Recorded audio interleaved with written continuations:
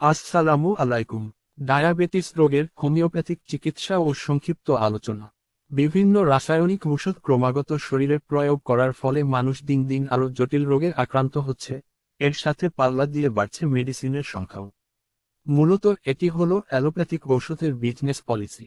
রোগ নির্মূল না করে বরং রোগ নিয়ন্ত্রণ বা পুষে রাখার পদ্ধতি হলো তাদের ঔষধ ব্যবসার নীতি। মানুষের অজ্ঞতার সুযোগ নিয়ে তারা এটি করে আসছে যুগ যুগ ধরে। যাদের জন্য ঔষধের কোন প্রয়োজন নেই তাদেরকেও নানা প্রকার ক্ষতিকর ঔষধ প্রয়োগ করে রোগী বানিয়ে দিচ্ছে। অথচ সঠিক হোমিও চিকিৎসার মাধ্যমে এবং আপনার দৈনন্দিন খাবার দাবার আর জীবনযাত্রায় কিছুটা পরিবর্তন আনলে ডায়াবেটিসের মতো জটিল সমস্যা থেকে আপনি অনায়াসেই মুক্ত থাকতে পারেন। আজকাল মিডিয়ার সুবিধা সবার হাতের নাগালে চলে আসায় মানুষ সত্য মিথ্যা যাচাই করার সুযোগ পাচ্ছে। মানব দেহের অনেক দুরারোগ্য সমস্যার পেছনে দায়ী রয়েছে এই ডায়াবেটিস, যেমন চোখের সমস্যা, হৃদরোগ, স্ট্রোক বা কিডনির সমস্যা ইত্যাদি। ডায়াবেটিস হলে কেউ যদি সঠিক হোমিওপ্যাথিক চিকিৎসার মাধ্যমে সেটাকে না সারিয়ে এলোপ্যাথিক বিভিন্ন রাসায়নিক ঔষধের মাধ্যমে শুধু নিয়ন্ত্রণ করার চেষ্টা করে হয়, তাহলে সেই সকল রাসায়নিক ঔষধের পার্শ্বপ্রতিক্রিয়ায় ব্যক্তির ভাইটাল ফোর্স বা জীবনী শক্তি দিন দিন দুর্বল থেকে দুর্বলতর হতে থাকে এবং যত দিন যেতে থাকে ততই নানা প্রকার দুরারোগ্য এবং জটিল স্বাস্থ্য সমস্যা শরীরে বাসা বাঁধতে থাকে। এভাবে চলতে থাকলে এক সময় একটি দুঃসহ জীবন নিয়ে চলতে হয়। আপনার আশেপাশে একটু চোখ কান খোলা রাখলেই এই রকম অনেক রোগী পেয়ে যাবেন যারা বেঁচে থেকেও নরক যন্ত্রণা সহ্য করে চলেছেন শুধুমাত্র সঠিক সময়ে সঠিক চিকিৎসাটি না পাওয়ার কারণে। ডায়াবেটিস রোগীদের হোমিও চিকিৎসা নিলে সুবিধাসমূহ: চিকিৎসা খরচ অ্যালোপ্যাথির তুলনায় কম। ঔষধ খাওয়ার ক্ষেত্রে তেমন কোন ঝামেলা নেই। ঔষধ খুব দ্রুত কাজ করে এবং দ্রুত ফল দিতে শুরু করে। চিকিৎসার শুরুতেই শরীর ও মনে পরিবর্তন আসে। ওষুধের পার্শ্বপ্রতিক্রিয়া থেকে মুক্ত থাকা যায়। কোন জটিল রোগে আক্রান্ত হওয়ার ঝুঁকি নেই। দ্রুত ভাইটাল ফোর্স অর্থাৎ জীবনীশক্তি উন্নত হতে থাকে। অন্য কোন জটিল রোগে আক্রান্ত থাকলে সেটিও ঠিক হয়ে আসে। খুব তাড়াতাড়ি শরীরে শক্তি ফিরে আসে। দেহ এবং মনে দ্রুত সতেজতা এবং আনন্দ ফিরে আসে। ডায়াবেটিসে আক্রান্ত রোগীদের মূলত হোমিওপ্যাথিক পদ্ধতিতে একটি শক্তিশালী জেনেটিক ট্রিটমেন্ট দেয়া হয়ে থাকে। আপনারা হয়তো অনেকেই জানেন যে মানব শিশু তাদের পিতামাতা থেকেই ক্রোমোজোমের মাধ্যমে তাদের পূর্বপুরুষের রোগ ব্যাধি বা সেগুলির জেনেটিক ম্যাটেরিয়ালস পেয়ে থাকে, যেগুলিকে আমরা প্রকৃত রোগ বা জেনেটিক ডায়াবেটিস বলে থাকি। বয়স বৃদ্ধির সাথে সাথে বিভিন্ন কারণে যখন মানুষের ভাইটাল ফোর্স দুর্বল হতে থাকে তখন ভেতরে থাকা সেই প্রকৃত রোগটি বিভিন্ন উপসর্গ প্রকাশ করতে থাকে। আর সেই উপসর্গগুলিকে বিভিন্ন রোগের নামে নামকরণ করে থাকে বিভিন্ন চিকিৎসা পদ্ধতি। ভাইটাল ফোর্স যে যে কারণে দুর্বল হতে পারে।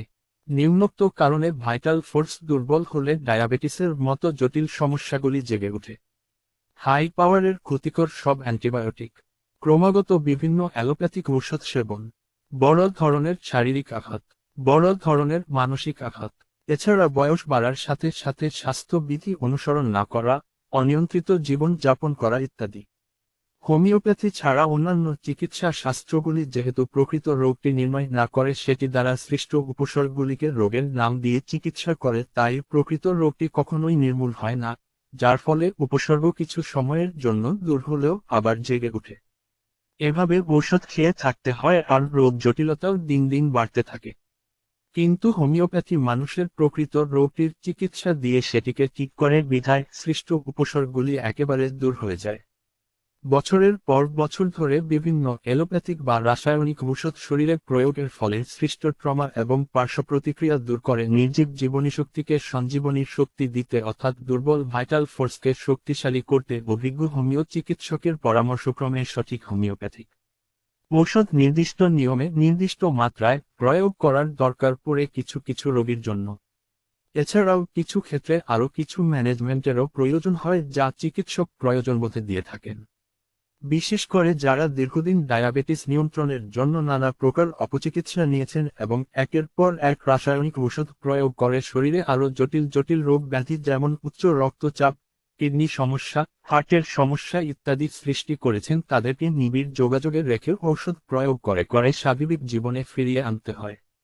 আর যারা কোন ধরনের অপচিকিৎসার খুব বেশি শিকার হননি, অর্থাৎ বছরের পর বছর ধরে বিভিন্ন এলোপ্যাথিক বা রাসায়নিক ওষুধ প্রয়োগের ফলে ভেতরে খুব বেশি মেডিসিনাল ট্রমা ও পার্শ্ব প্রতিক্রিয়া তৈরি করেননি, অর্থাৎ আরও জটিল রোগ ব্যাধি যেমন উচ্চ রক্তচাপ, কিডনি সমস্যা, হার্টের সমস্যা ইত্যাদিতে আক্রান্ত হননি, তারা খুব দ্রুত ইমপ্রুভমেন্টের দিকে আগায়, যা হয়তো অনেকের কাছেই ম্যাজিকের মতো মনে হয়। ডায়াবেটিস চিকিৎসায় হোমিওপ্যাথিক ঔষধ। হোমিওপ্যাথিতে ডায়াবেটিস চিকিৎসার জন্য রয়েছে বহু কার্যকর মেডিসিন, যেগুলি থেকে কেস টেকিং এর মাধ্যমে রোগীর জন্য নির্বাচিত ঔষধ যথাযথভাবে প্রয়োগ করা হয়ে থাকে। আর এই কাজটি করে থাকেন এক্সপার্ট একজন হোমিওপ্যাথিক চিকিৎসক। বলতে গেলে একমাত্র হোমিওপ্যাথি ছাড়া আর কোন ট্রিটমেন্ট সিস্টেমের ডায়াবেটিস চিকিৎসার জন্য এত ঔষধ নেই। তবে এই সকল ঔষধ থেকে পেশেন্টের জন্য কেস হিস্ট্রি নিয়ে নির্বাচিত ঔষধটি প্রয়োগ করতে হয় হোমিওপ্যাথির নির্দিষ্ট নিয়মনীতি মেনে। অন্যথায় আপনি কোন ফলাফল পাবেন না। তাই ডায়াবেটিস সমস্যায় কার্যকর হোমিওপ্যাথিক চিকিৎসা পেতে অবশ্যই রেজিস্টার্ড এবং অভিজ্ঞ কোন হোমিও চিকিৎসকের পরামর্শক্রমে চিকিৎসা নেওয়া জরুরি।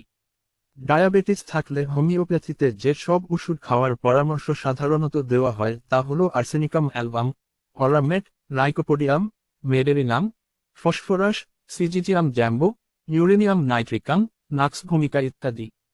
তবে নিজের থেকে এই সব ওষুধ কিন্তু একেবারেই খাবেন না। যদি চিকিৎসক বলেন তবেই খাবেন। ডায়েট যথাসম্ভব কম ক্যালোরির খাবার খেতে হবে। খাবারের মধ্যে যাতে কার্বোহাইড্রেট, শর্করা কম থাকে সেই দিকে নজর রাখুন। শাকসবজি বেশি পরিমাণে খেতে হবে। মৌসুমী ফল খান, ডাল, মাছ, মাংস খান। তবে যে কোনো খাবারই একেবারে হালকা রান্না করে খেতে হবে। অতিরিক্ত তেল, মশলা একেবারেই নয়। চিনি বাদ দিয়ে দিন। খুব মিষ্টি খেতে ইচ্ছে করলে প্রোটিন লাড্ডু বানিয়ে খেতে পারেন। ওটস, খেজুর, ড্রাই ফ্রুটস এসব দিয়ে লাড্ডু বানিয়ে নিন। চিকিৎসকের পরামর্শে থাকুন। রোজ শরীরচর্চা করুন। পর্যাপ্ত পরিমাণ ঘুম যাতে হয় সেদিকে খেয়াল রাখুন। এছাড়াও মানসিক চাপ কম নিন। প্রয়োজনে স্ক্রিনে দেওয়া মোবাইল অথবা হোয়াটসঅ্যাপ নম্বরে যোগাযোগ করবেন। ভালো থাকবেন সবসময়। আসসালামু আলাইকুম।